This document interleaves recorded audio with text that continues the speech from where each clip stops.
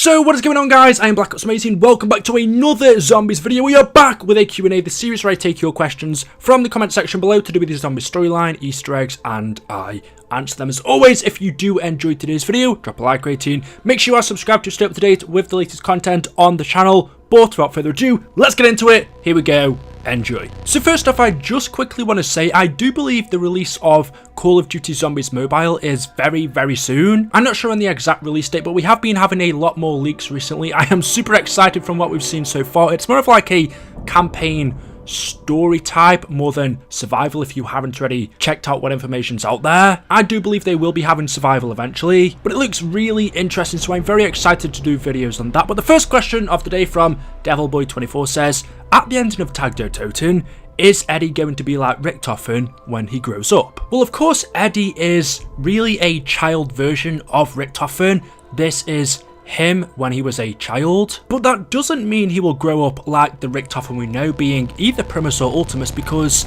the soul that was used to collect him was an innocent version. Now this really could mean a few things. We believe it was a child version of Richtofen that he killed and then gave it to Dr. Monty, where he turned him into a child. But remember, all of the life experiences that Richtofen had as he was growing up, losing his parents, joining up with Maxis, joining Group 935, doing experiments on Samantha the teleporters, helping to create the undead, all of those things aren't going to happen now. Because the multiverse, Element 115, Group 935, the Apothecans, all of the evil has been banished and it is just Samantha and Eddie. Eddie isn't going to grow up with those same experiences that Richtofen had. He's not going to grow up to join Group 935, which means he won't get corrupted by the ether. Element 115 won't exist, so I would have to say no. Eddie won't grow up like Richtofen. He definitely won't become the Ultimis version. He was evil, and I would say he won't even become Primis, because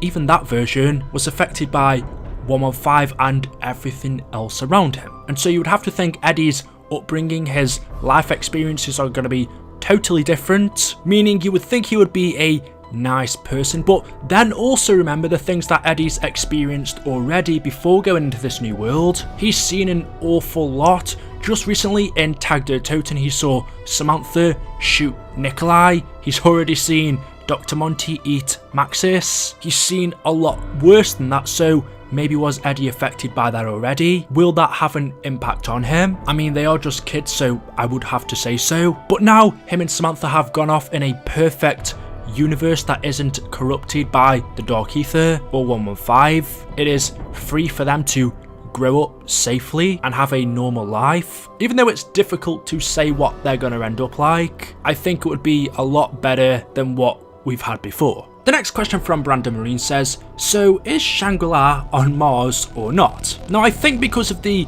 teaser or Easter egg that we had in Tag der Toten, a lot of people are still confused as to whether this map takes place on Earth. And I can definitely say it does. It is 100% in the Himalayas. We know this because it says it in the Canorium, and I've recently just gone through it to try and find the excerpts, and for some reason I can't find it. It's a very big book, but I know I have 100% seen it. Shangri-La is in the Himalayas. I know there are a lot of people that are still skeptical, but if the Canorium says that, then it has to be true. But yes, as I was saying, there was this Easter egg in Tag der Toten, where basically you can get outside of the map onto an iceberg, you can swim through it, and on the other side, you see this. It is like a totally different world to the one you were in, and there is a planet, this is 100% Mars, that is very close. Clearly, if it's this close, we're no longer on Earth. There is a boat and a dock along the waters. It looks very nice, but is this actually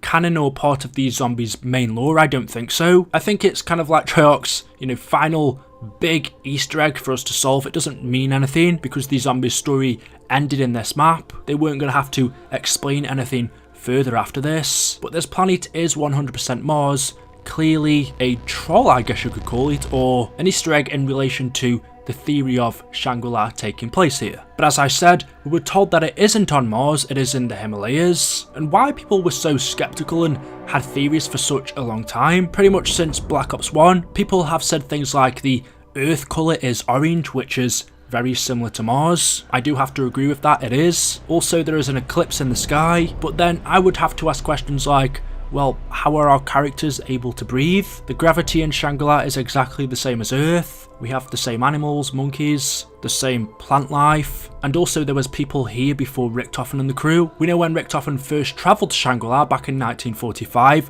whilst he was still working for Group 935, that was when he first encountered the natives of the jungle. So if there was people living here, then clearly it doesn't take place on Mars. But it was a theory that we had for a very long time, and I think this Easter egg was a tribute or just a little tease to that. The next question from Dean Harvey says, why did Primis never go to the house? Now, for the longest time before DLC 4 released, we all thought that for the final map we were either going to two different places. I'll explain why in just a second, but it was either the house, Dr. Monty's perfect universe to take him down, or back to the Great War to stop Element 115 forever existing. We thought either one of those two scenarios could have taken place, possibly even both. Maybe one of them would have happened in a cutscene and the other one was actually a playable map, or maybe the Pack-a-Punch was in one of the locations so we'd get to travel there. But instead we were taken to a totally different location, a different scenario happened, and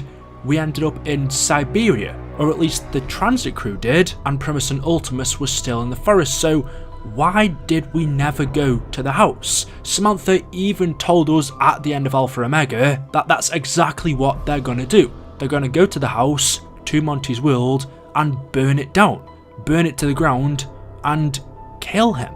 Yet none of that happened. We had no big boss fight with Dr. Monty, we didn't confront him, and what's even worse is he never tried to stop us. We were out there to kill Monty. He knew our plan since the end of Alpha Omega, yet he was nowhere to be seen.